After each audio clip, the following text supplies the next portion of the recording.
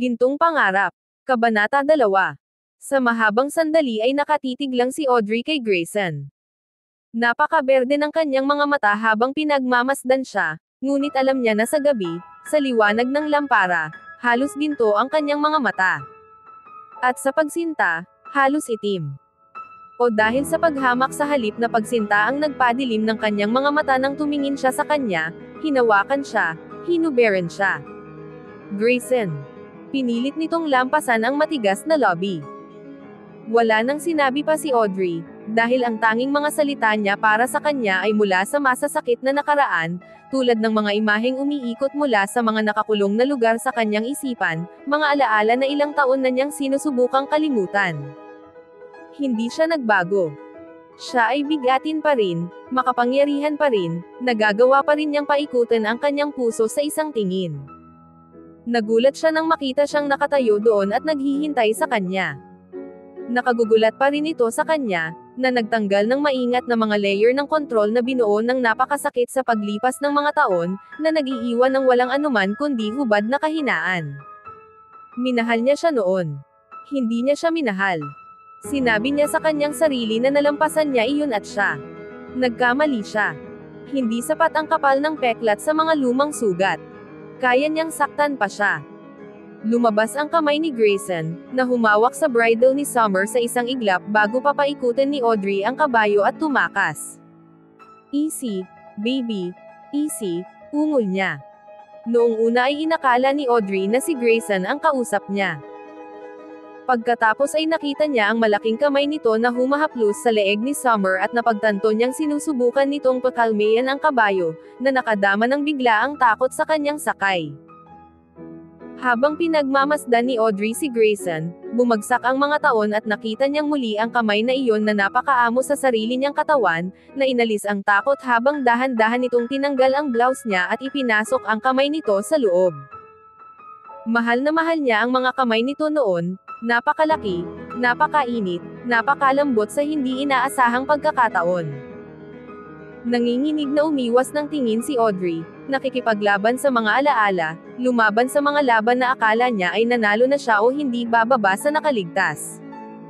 Hayaan mo, sabi niya, ang kanyang boses ay higit pa sa isang marahas na bulong. Tingnan mo ako. Ang pagtanggi ni Audrey ay nakasulat sa bawat mahigpit na linya niya ng kanyang katawan. Sandaling tumigil si Grayson, pagkatapos ay tahimik na sinabi, Audrey, I made a mistake 4 years ago. Hindi ako papayag na may gawin ka ngayon. Tumingin ka sakin. Biglang umikot ang ulo niya. Ang mga butil ng itim na buhok ay dumampi sa kanyang mukha, ngunit hindi nila naitago ang kanyang pagkagulat. Ano? Nakasara ang mga daliri ni Grayson sa kanang kamay ni Audrey. Dahan-dahan niyang itinaas ang palad niya sa bibig niya. Ang kanyang mga ngipin ay nagdiin sa pad ng laman sa ilalim ng kanyang hinlalaki sa isang matamis, ligaw na haplos na nagpadala ng isang pagsabog ng sensasyon sa pamamagitan ng kanyang, nag-aapoy na apoy na natulog sa loob ng maraming taon. Nang subaybayan ng kanyang dila ang maliliit na indentation sa kanyang balat na iniwan ng kanyang mga ngipin, nakalimutan niyang huminga. Dahan-daang dumampi ang mga labi nito sa kanyang panloob na palso, kung saan tumibok ang kanyang palso. Iyan ang sinasabi ko, munting sorrow, malalim na sabi ni Grayson, nakatingin sa kanya. Sinubukan ni Audrey na hilahin ang kamay niya.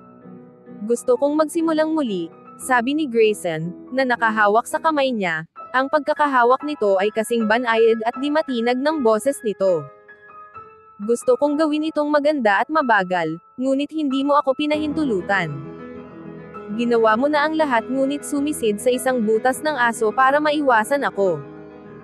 Binitawan niya ang mga daliri nito, nakasimangot ng bawiin nito ang kamay niya. Audrey, we're going to strike a bargain. Kung hihinto ka sa pagtakbo mula sa akin, patuloy kong ibibigay sa iyo ang kalayaan ng Heartland Ranch na gawin ang iyong kasaysayan. At kasama na ang mga dokumento at larawan na mayroon ako sa malaking bahay.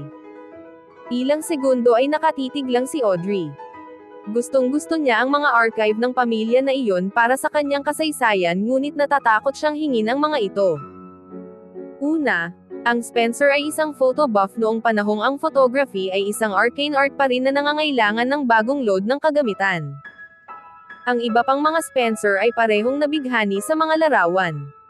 May mga larawan sa bahay na literal na hindi mabibili ng mga record ng isang panahon at isang estilo ng pamumuhay na hindi na mauulit. Sa buong buhay ni Audrey ay gusto niyang makita ang mga larawang iyon, ngunit inilihim ni Romeo Spencer ang koleksyon mula sa lahat, kahit na ang kanyang hindi kilalang anak na babae, ang huling buhay na si Spencer, ang pag-iisip na payag ang makapasok sa kayamanan na iyon ay literal na nakakabighani sa isang taong mahilig sa kasaysayan gaya ng ginawa ni Audrey. Nakita ni Grayson ang pagmumukha ni Audrey at ngumiti, akala ko gagawin iyon. Gusto mo talaga ang ideya ng pagkuha ng iyong mga kamay sa mga larawang iyon, hindi ba? Dahan-dahan siyang tumango, alam niyang iyon lang ang katotohanan. Sapat na para tumigil sa pagtakbo. Walang magawang tumango muli si Audrey. Hindi na mauulit ang nangyari 4 na taon na ang nakakaraan, sabi ni Grayson, malalim ang boses, tinitigan siya ng mga mata. Hindi ko kailanman gagawin ang parehong pagkakamali ng 2 beses. Hindi alam ni Audrey kung alin ang mas ikinagulat niya, ang pangako ni Grayson o ang implikasyon na pumayag na lang siyang kunin kung saan sila tumigil 4 na taon na ang nakakaraan.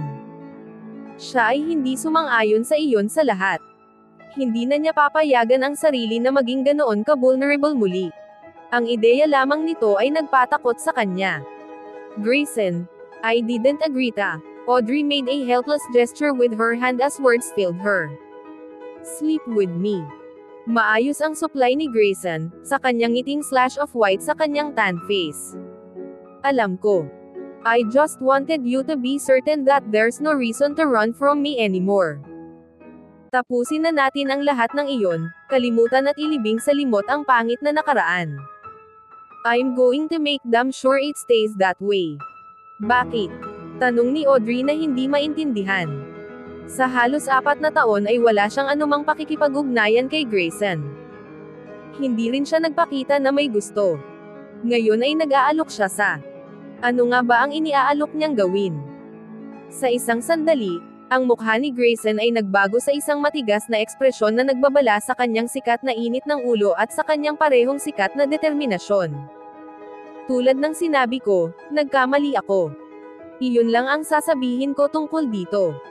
It's history, Audrey, and unlike you, I never look back. Ang mga salita ni Grayson ay pinutol, at pinal.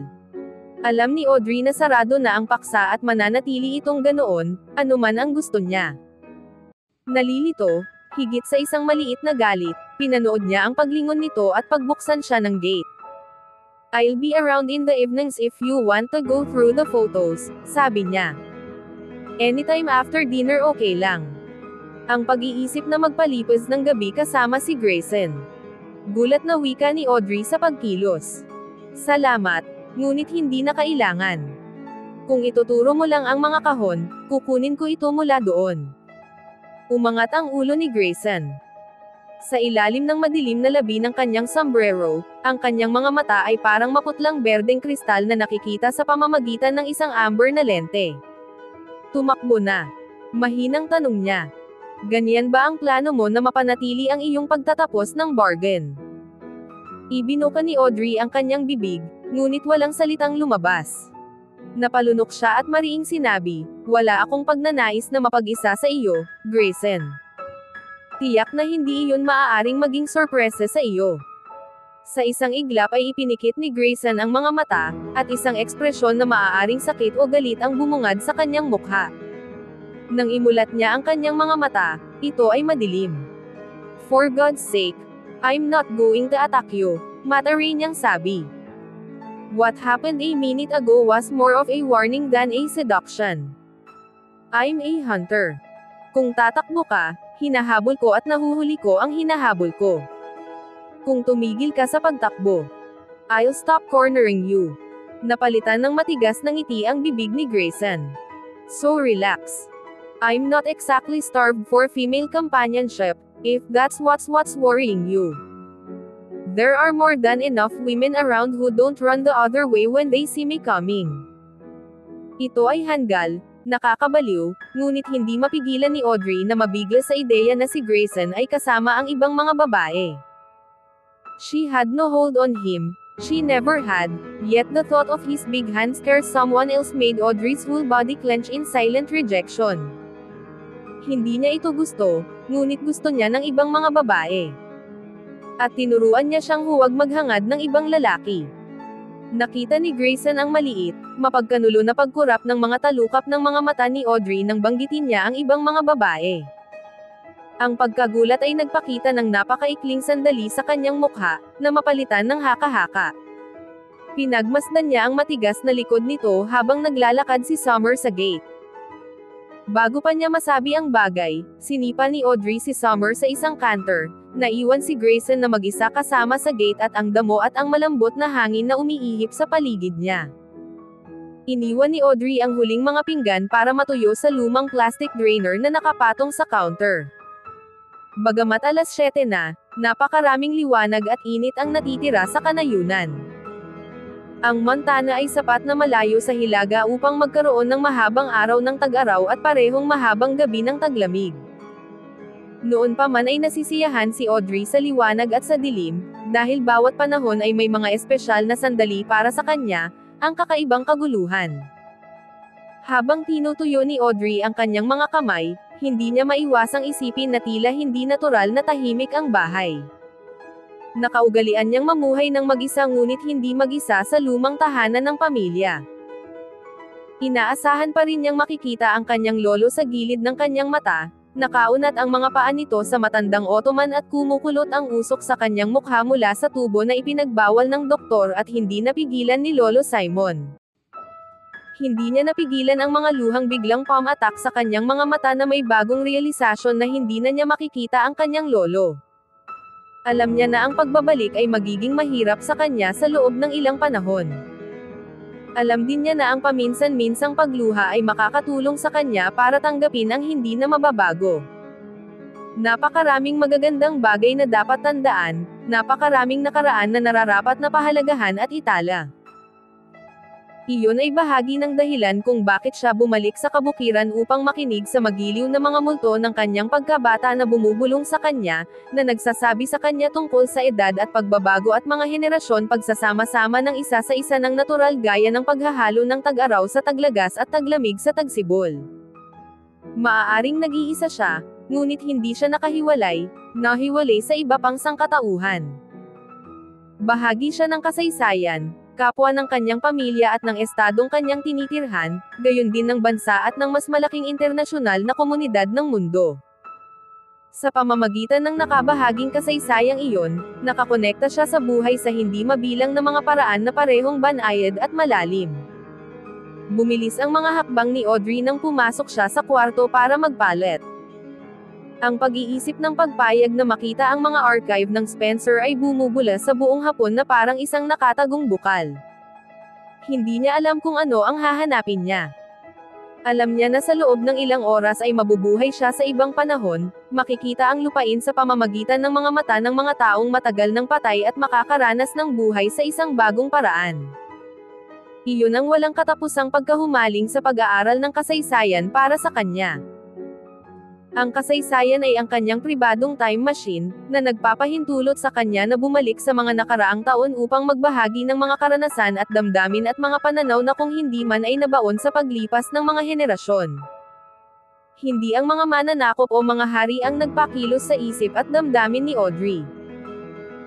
Ang mga ordinaryong tao ang nagtrabaho at nangarap, umiyak at tumawa at nagmamahal, nanganak at sa wakas ay namatay, na nag-iiwan ng isang pamana na kilala lamang sa mga pamilya na nagpasa ng mga kwento at mas nasasalat na mga alaala mula sa kamay hanggang sa kamay sa mga henerasyon.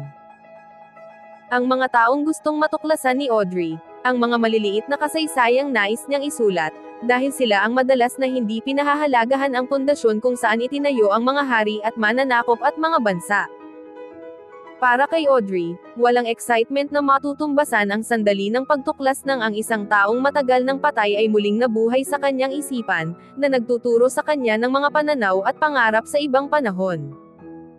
At kung tatayo ka pa sa pag-iisip tungkol dito, malutong na sabi ni Audrey sa sarili, malalampasan mo ang pagkakataon mong halukayin ang kasaysayan ngayong gabi. Hindi ito ang lungsod. Ang mga tao sa paligid ay natutulog ng maaga at bumangon sa parehong paraan. Ang kanyang mga salita ay dumaan sa tahimik na bahay at nasira sa mas malaking katahimikan ng lupain sa kabila. Kailangan mong kumuha ng pusa o isang asong kausap. Malungkot na ngumiti si Audrey sa sarili habang nagbibihis. Mahilig siya sa mga hayop, ngunit ang apartment na tinitirhan niya ay hindi pinapayagan ang mga alagang hayop. Sinubukan niya ang goldfish. Ito ay hindi pareho.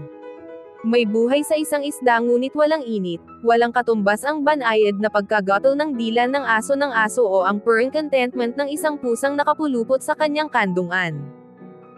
Ang isang kritikal na pagtingin sa luma, butik-butik na salamin ay nagsabi kay Audrey na ang lahat ay naka-button, naka-zip at malinis.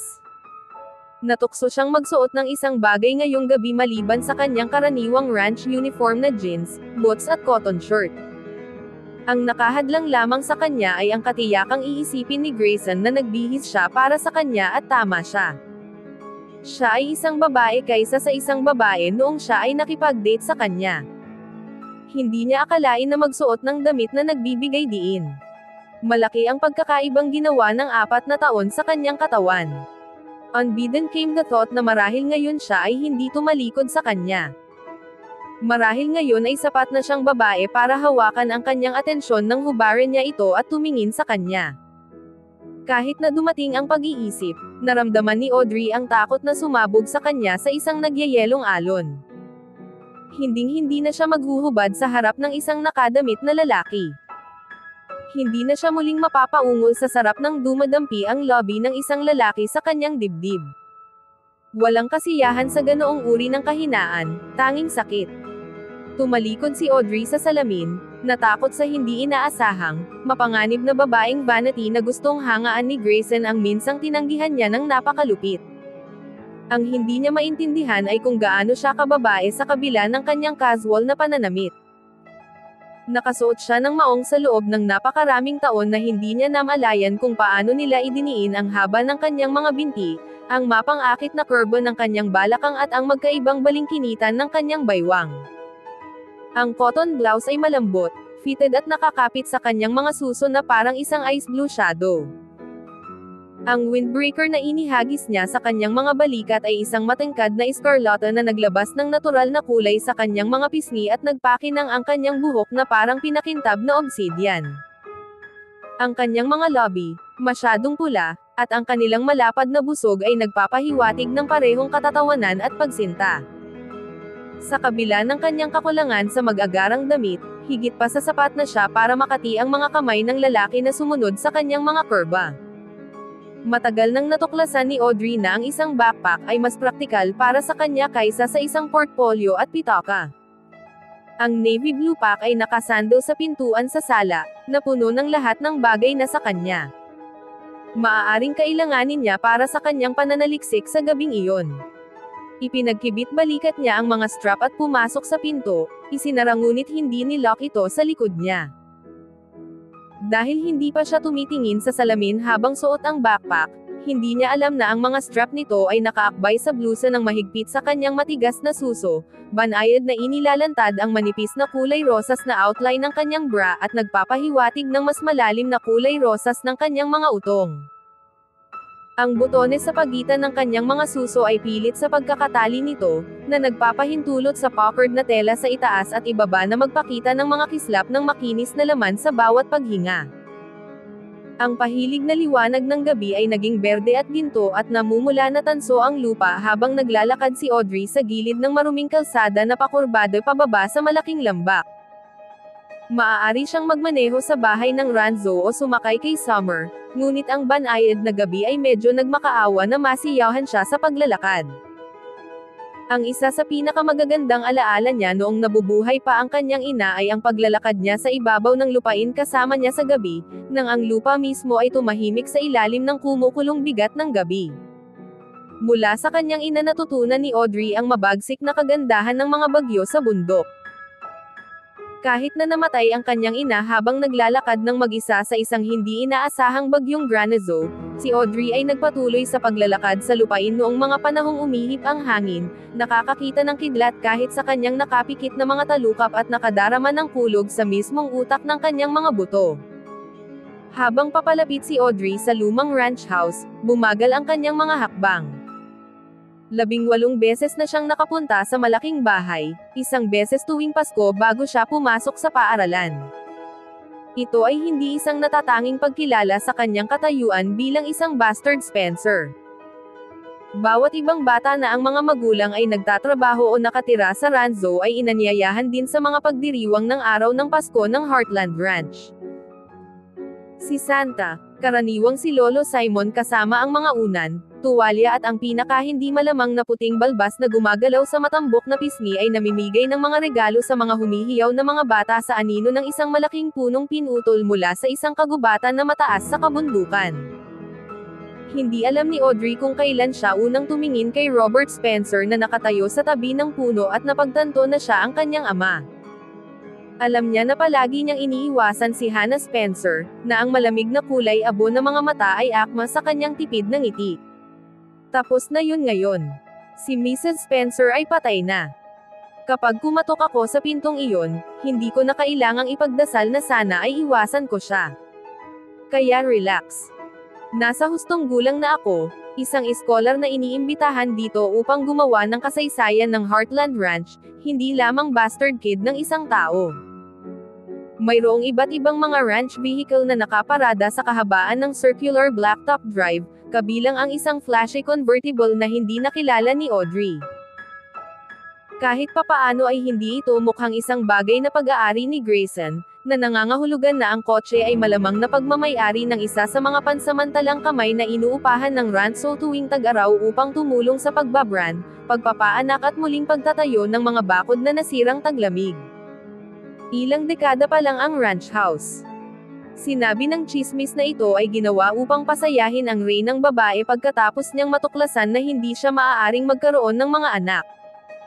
Malaki ang bahay, well-insulated at tapos na sa isang kombinasyon ng katutubong bato at tabla, na pinaghalo ng maganda sa kamanghamanghang setting. Ang kumakatok ng pinto ay isang makintab na tansong horseshoe na nakabaligtad upang hawakan ang swerte sa loob ng malalim nitong kurba. Sa unang pagkakataon na ginamit ni Audrey ang kumakatok, siya ay nag-aalangan na ang tunog ay halos hindi umabot sa kanyang sariling mga tainga. Sa pangalawang pagkakataon ay dinala sa buong bahay ang malinis na sigaw ng metal. Nang magsimulang bumukas ang pinto, sumakit ang puso ni Audrey sa kanyang lalamunan. Gusto niyang makita ang kasaysayan, hindi si Grayson Spencer. Nang bumungad sa pinto ang kulubot na mukha ni Aling Natasha at malapad na ngiti, halos mahilo si Audrey sa kaginhawahan. Napakatingkad ng ngiti na ibinigay niya sa kusinere kaya napapikit ang babae. Hi Audrey, mas maganda ka pa sa mama mo. Pasok ka.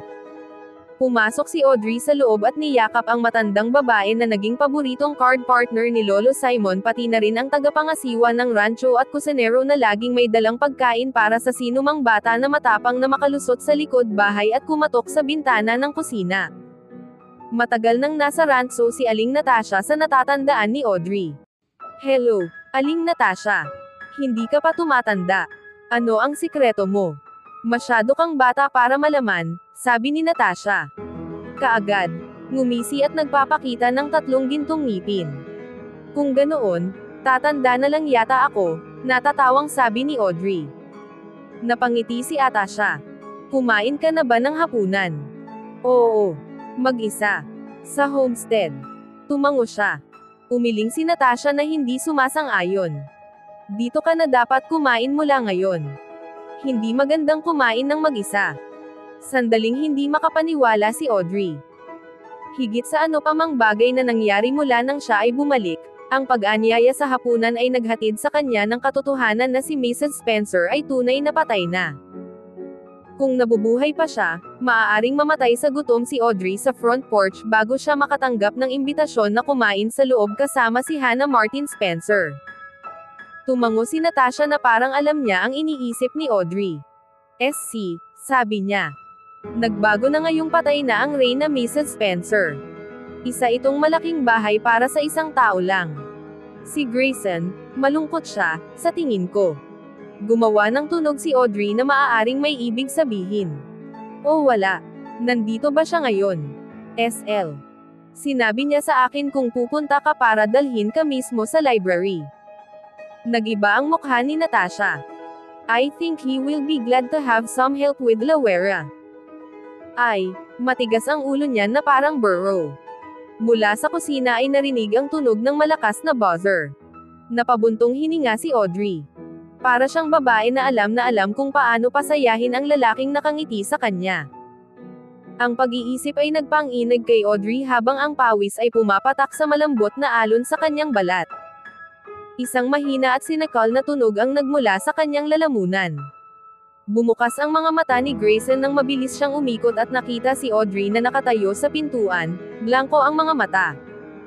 Nakataas ang kamay na parang may gustong itulak palayo. I'm sorry, nauutol na sabi ni Audrey. Sinabi sa akin ni Natasha na sinabi niyang ikaw. Walang problema, tuyong sabi ni Grayson. Dumaan lang si Ariana para tingnan kung kailangan ko ng kasama. Ayoko kaya pauwi na siya. Kinapa niya ang kanyang leeg at iginalo ang kanyang ulo para maibsan ang masikip at masakit na mga kalamnan. Kape. Tanong niya kay Audrey, hindi pinansin si Ariana at iminuwestre gamit ang kanyang libreng kamay patungo sa isang tray na nakapatong sa kanyang mesa. Hayaan mo ako, Giliw, sabi ni Ariana, na nakatayo sa tiptoe upang masahihin ang mga balikat ni Grayson. Alam ko kung saan ang mga lumang sakit ng ulo itali mo sa iti-biti buhol. Tumalikod si Audrey bago niya nakitang hinayla ni Grayson ang mga kamay ni Ariana mula sa kanyang katawan na may kilos na sumisigaw ng pagkainip. Si baka bukas, tumigil si Audrey sa pakikipag-usap ng maayos habang nalilito ang kanyang isipan. Umikot siya at tumakbo patungo sa sala. Nasa kalagitnaan na siya nang marinig niya ang pagtawag ni Grayson sa pangalan niya. Hindi man lang siya nagdalawang isip. Nagmamadaling lumabas ng kusina si Aling Natasha nang makarating si Audrey sa sala. Aalis ka ba agad? Busy si Grayson. Ang maputlang mukha ni Audrey ay nagsabi kay Aling Natasha na dapat ay siya ang magbubukas ng pinto ng silid-aklatan. Ay, that damned Wera. Hinabol na naman siya, no. She was after him, yes. And she caught him. Na-realize ni Aling Natasha na, it's a short of wrestling Audrey for. Ang hawakan ng pinto, hindi niya mapigil ang umalis. Pumunta ka sa bunkhouse, mabilis na sabi ni Aling Natasha. The hands, they are all hoping to talk with you. They tell me so just tonight. Go. You will see. Kumatok si Audrey sa nakabukas na pinto nang marinig niyang muling tinawag ni Grayson ang pangalan niya. Nagpatuloy siya nang hindi lumilingon. Damn. Single ni Grayson habang nakatayo sa pasilyo, nakasimangot na mabangis, ang kanyang bukas na kamiseta ay pumapalakpak sa simoy ng hangin mula sa pintuan. Hindi nakakagulat na tumatakbo ang maliit, sinabi ni Aling Natasha, isinara ang pinto at ibinato, ang kanyang mga kamay. Hindi yan ang paraan para manalo ng asawa, senyor. Lumingon si Grayson kay Natasha. What the hell, matanda na ako senyor, pero hindi ako bingi o tanga. Naririnig kong nagsisigawan ang matanda at ang asawa niya sa gabi. Alam kong gusto niya ang tama at para lamang sa kanyang dugong anak. Alam kong nais siyang makita ang mga apo mula sa kanyang sariling katawan na magmana ng Heartland. Ungol ni Aling Natasha. At paano mangyayari iyon kundi ang maging asawa mo si Audrey Amana, totoo. Ito ay isang bagay na dapat hilingin. Yan ba ang sinabi mo kay Audrey? Tanong ni Grayson, sa kanya, mahina ang boses, nakakamatay. Itinaas ni Aling Natasha ang kanyang mga kamay sa kisame at tumawag sa Diyos sa agos ng Espanyol. Sagutin mo ako. Singhal ni Grayson. Ungol ng matandang babae at ibinaba ang kanyang mga kamay. I am not a cow to be stupid about such things. I said nothing to the little one of what I know. The heart of a girl is not moved by what is needed or right. It is moved only by love. Nagkibit balikat si Natasha, ang hitsura ng pag-ibig, totoo. Hindi mahalaga. Sa sandaling dumating ang mga bata, nawala ang katangahan ng isang batang babae at kinuha ang kanyang lalaki para sa kung ano siya ay isang hayop na ginawa ng Diyos sa isa sa kanyang mas mahina. Sandali. Sinama ng tingin ni Aling Natasha si Grayson. Pero hindi pa siya malaki sa anak mo, hombre. Maglakad ng mahina, at bamulong sa kanya ng mga matatamis na bagay. At tanggalin mo yang werekaw na yan. Kumibat ang mga labi ni Grayson, at pagkatapos ay ibinalik niya ang kanyang ulo at tumawa. Sinubukan ni Aling Natasha na magpatuloy sa pagdidilat ngunit hindi niya magawa. Natawa rin siya, umiling-iling. Pinalaki niya si Grayson gaya ng kanyang ina. Palagi siyang nakabantay, at alam niya ito. "All right, I'll whisper sweet nothings," nakangiting sabi ni Grayson. Pagkatapos ay napawi ang kanyang ngiti, at ang kanyang ekspresyon ay naging kasing tigas ng mga batong bundok. "But you be damn sure you don't say anything to Audrey about Romeo Spencer's last wishes, comprendes? I mean it, Natasha. Stay the hell out of this." Tumingin ang matandang babae kay Grayson at dahan-daang tumango. Naintindihan niya. Kung makikialam siya, walang makakapagligtas sa kanya mula sa galit ni Grayson. Sa bagay na siya ay katulad ng lalaking umampon sa kanya. "Grayson." Tawag ni Ariana mula sa pintuan ng library. "Palm," walang ingat na sabi ni Grayson, na tinungo ang hagdanan na patungo sa mga silid-tulugan sa ikalawang palapag. "Akala ko pupunta tayo." "Hindi." Matigas ang boses ni Grayson. Hindi siya huminto sa hagdan. "I told you 7 months ago that it was over. Go back to town and your banker boyfriend." Patuloy na tumaas ang boses ni Aling Natasha. "Anong klaseng cake ang sinabi mong nagustuhan ni Audrey?" "Chocolate," tawag ng matandang babae sa malapad na Grayson, at umatras pabalik. "Magluto ng isa. Patay na ba ang ilong mo sa murang pabango ni Lawere?" Tanong ng matandang babae. Ang ganyang cake ay lumalamig ngayon sa kusina. "Isa kang anghel mula sa langit," sagot ni Grayson, huminto ng matagal para kumandat sa balikat niya kay Aling Natasha. Pinagmamasdan ni Ariana ang mahaba at malalakas na mga paa na naglalaho sa hagdanan na hindi niya maabot. Narinig niya ang pagsara ng pinto ng kwarto at sinabi ang ilang napaka-inelegant na salita habang siya ay sumugod sa harap ng pintuan. Sa ilalim ng masamang mata ni Aling Natasha, umakyat ito sa likod ng gulong ng convertible at umungol sa driveway ng mas mabilis kaysa sa kasanayan. Hindi napansin ni Grayson ang galit na pag-alis ni Ariana.